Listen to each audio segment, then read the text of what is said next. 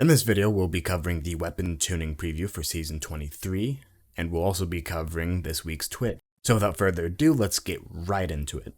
Starting off with weapon archetypes, they mentioned that a couple weapons have mistimed ammunition reloading animations. So they've updated Drang and Zhe Lu's Bane to load ammo at the correct point in the animation. Auto rifle DPS is generally in a pretty good place, but they were lagging slightly behind when it came to damage against minor combatants. So they've increased damage against red bar combatants by 10%. They also mentioned with auto rifles that they all use primary ammo for now. So I'm guessing that means that there might be some in the future that require special ammo or maybe even heavy ammo. But I don't know what kind of archetype would take special or heavy ammo, but I guess we'll just have to wait and see. Moving on to pulse rifles. Pulse rifle DPS in PvE is comparable to scout rifle damage, but in the new sandbox, they are more closely aligned with hand cannons and auto rifles in terms of range. As such, we have increased their damage against minor and major combatants to move them closer to the other mid-range options. So they've increased damage against red bar and orange bar combatants by 12.5%. Moving on to glaives, they've increased projectile speed by 30%. They've increased projectile damage in PvE by 25% and decreased projectile damage in PvP. They have some examples: aggressives 123, adaptives 113, and rapid fire 101. They also mentioned that they reduced the time it takes to melee after firing a projectile from 0.72 seconds to 0.2 seconds. That's a pretty good change right there. I think a lot of people will be happy with that, including me. Moving on to sniper rifles, we're continuing our trend of moving sniper rifles up by small amounts at a time to make sure we do not upset the encounter balance in PvE.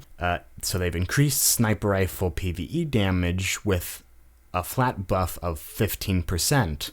This also applies to exotic sniper rifles that use heavy ammo. Now moving on to exotic weapons, Vex Mythoclast. So they've increased damage versus red bar combatants by 10%, bosses by 25%, and champions by 200% when using the linear fusion rifle mode. Revision 0 is also seeing some changes next season.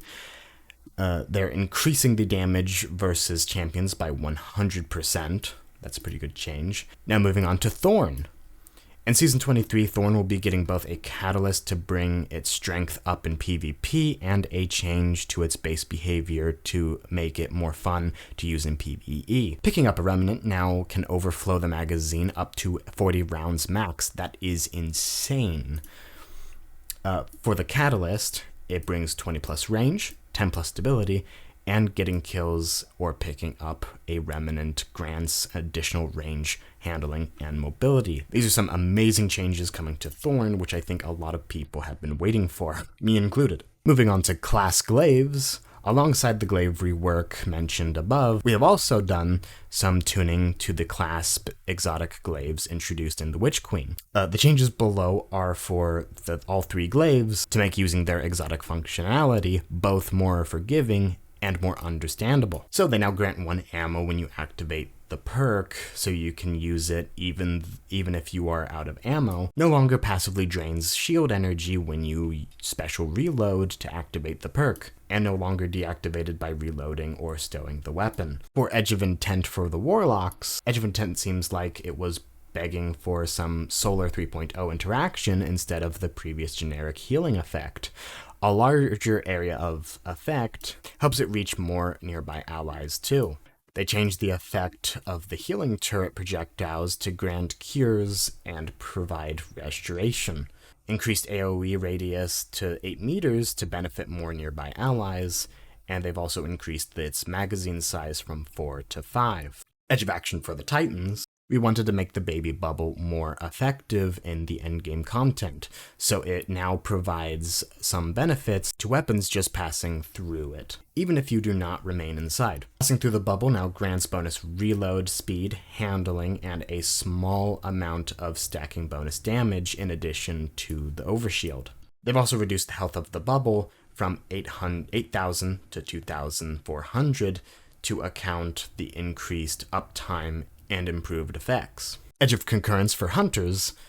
The glaive changes mentioned above already made this quite solid, but we felt that Lightning Seeker presented a fun opportunity for an Arc 3.0 interaction. Lightning Seeker now jolts on impact, and they've also reduced the direct hit damage of Lightning Seeker to account for the free ammo granted.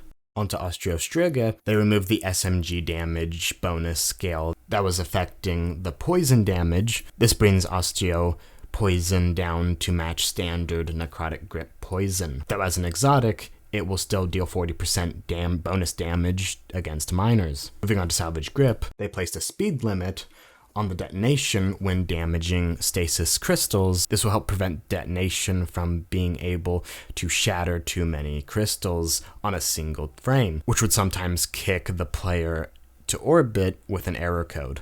Moving on to Winterbite, we did not want to leave Winterbite out of the Glaive Improvements pass, so we made it a little stronger and a bit less lethal to the user. Increased detonation damage of the large projectile by 25%. The self-damage blast radius has been halved, and the self-damage has been reduced. So in the near future, they'll be tuning bows for PvP. There'll also be additional weapon tuning for Checkmate aimed to promote a better diversity of weapons. And then in the far future, they will be changing Necrochasm. It will be getting a buff to extend the duration of poison damage over time effect. It applies from Cursed Thrall Explosion. It will also have a canoe catalyst called One for Thrall, which grants a moderate period of increased damage, range, and aim assist after you damage 3 enemies in a quick succession. Damaging 3 or more enemies while the perk is active refreshes the timer. In the future, we'll also see buffs to Truth, Colony, and Dead Man's Tail, as well as other exotic weapons. Heavy grenade launchers will get a substantial inventory buff as well. Now moving on to this week's TWID, they start off by saying, Vault from Orbit, don't mind if we do. Starting in Season 23, you'll be able to access your Vault from Orbit. We are hoping that this update will make it easier for all Guardians to update their build ahead of the start of an activity. I think this change is really amazing. It's really good for the game, especially if you get a good roll that you immediately want to put in your vault, but don't want to go to the tower to do so. They also say we are exploring additional areas to give more freedom to access the vault in-game for potential future releases. So that is really cool how they're thinking of adding more ways to access the vault in the future, which I think is really a good thing for the game. These Ghost Mod changes are full of spirit. They say that we've been talking a lot about the economy changes over the past several months and how more tweaks are on their way. We wanted to have a quick chat about Ghost Mods and where they're at. We've got our economy team here to offer up some insight into more changes ahead for Ghost Mods coming in Season 23. Take it away, our Ghostists with the mostists. Here's a look at the new energy costs for the mods below. For Combo Detector, it's 1 from 5, 1 energy from 5 energy. Wombo Detector, 2 energy from 6 energy. Mobility Armorer, 2 energy from 3 energy. Resilience Armorer, 2 from 2, so no change at all. Recovery Armorer, 2 from 4 energy. Strength Armorer, 2 energy from 3 energy. Intellect Armorer, 2 energy from 4 energy. Discipline Armorer, from 2 energy from 3 energy. Core Harvest, 1 energy from 4 energy, that will be really good.